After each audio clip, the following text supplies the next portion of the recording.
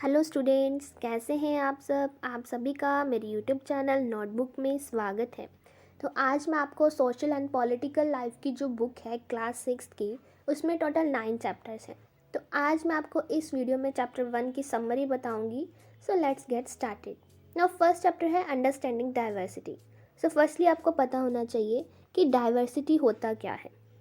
Diversity means differences among people on the basis of religion, language, food, festivals, etc. is called diversity.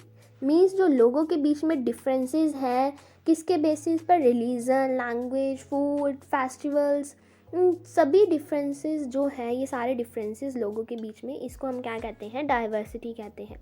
तो next इस chapter में आपको एक story बताई गई है दो बॉयज़ की, समीर 1 एंड समीर 2। जो समीर 1 है वो ये है, यानी कि जो स्कूल जाता है, ठीक है, और ये रिच है, हिंदू है, और इसको इंग्लिश और हिंदी दोनों लैंग्वेजेस आती हैं। बट जो समीर 2 है, ये वाला लड़का, ये स्कूल नहीं जाता, ये न्यूज़पेपर बेचता है, पुअर है, मुस्लिम है, और इसको सिर्फ हिंदी ही आती है। और ये सारे डिफरेंसेस क्या हैं, एक डाइवर्सिटी के पार्ट हैं। ओके, नाउ नेक्स्ट क्वेश्चन आता है, what does diversity add to our lives. Now next question है ये वाला, what does diversity add to our lives, यानी कि जो डाइवर्सिटी है हमारी लाइफ में क्या ऐड करती है। तो जो डाइवर्सिटी है, डिफरेंसेस हैं, ये हमारी लाइफ को और भी एनहेंस करती है। सपोज़ कीजिए अगर पूरे वर्ल्ड या पूरी इंडिया में सब कुछ सेम हो जाए, सेम ड्रेस, सेम फूड, सब कुछ सेम, तो क्या होगा, तो जो हमारी लाइफ है वो बोरिंग बन जाएगी। ठीक है, क्योंकि जो डाइवर्सिटी है, डिफरेंसेस है, हमारी लाइफ में बहुत इम्पोर्टेंट है। एक यूनिकनेस हमें ये देती है, जिससे हमारा जो वर्ल्ड है वो और भी ब्यूटीफुल बन जाता है। Okay, understand. Now next question है हमारे पास, डाइवर्सिटी इन इंडिया। तो इंडिया में कैसी डाइवर्सिटी है। अब टोटल इंडिया में स्टेट्स हैं टोटल, और हर स्टेट में डिफरेंट फूड होगा, प्रे करने का वे अलग होगा, फेस्टिवल्स अलग अलग होंगे, रिलीजन अलग अलग होंगे। फॉर एग्जांपल आपकी बुक में डाइवर्सिटी को हिस्टोरिकल और ज्योग्राफिकल फैक्टर से बताया गया है। ये रहा लद्दाख, और एक है नेक्स्ट केरला। जो लद्दाख है वो एक यूनियन टेरिटरी है, ओके, और जो केरला है नेक्स्ट आपको यहाँ पे बताया गया है, ये रहा, ओके, और एक आपको बताया गया है लद्दाख के बारे में यहाँ पर। ओके, नाउ देखिए, जो लद्दाख है वो एक यूनियन टेरिटरी है, बट जो केरला है वो एक स्टेट है।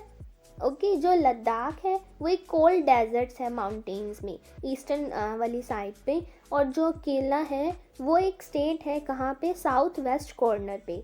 और जो केरला है उसके एक साइड क्या है, सी है, और दूसरी साइड क्या है, हिल्स हैं। यानी कि अगर ये केरला है, उसके इस साइड क्या है, सी है, और इस साइड क्या है, हिल्स हैं, यानी कि माउंटेन्स हैं। ओके, नाउ जो लद्दाख है वहाँ पर रेन नहीं आती इतनी, बट जो केरला है वहाँ पे बहुत रेन आती है।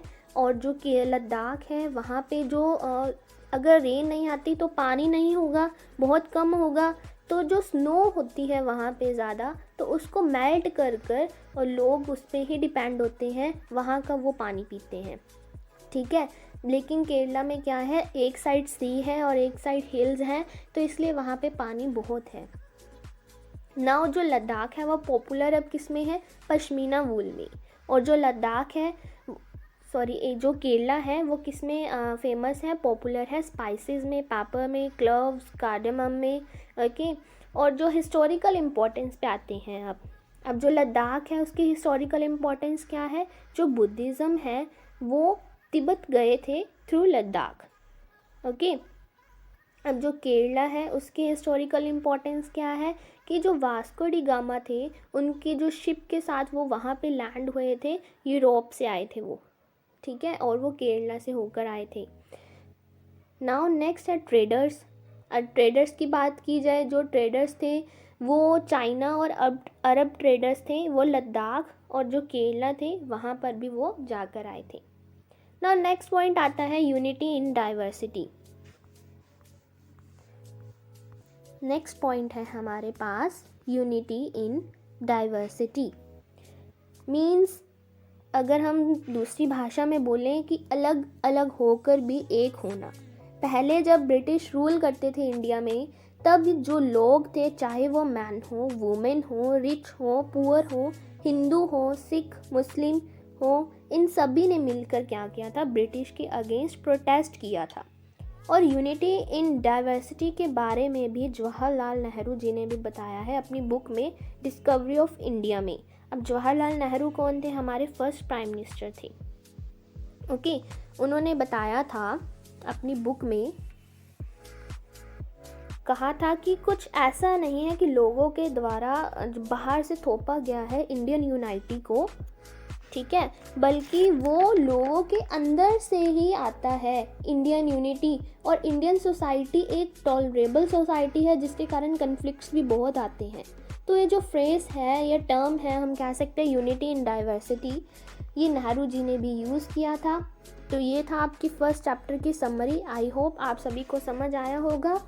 अगर आपको वीडियो अच्छी लगी हो तो लाइक और शेयर ज़रूर कीजिएगा। थैंक्स।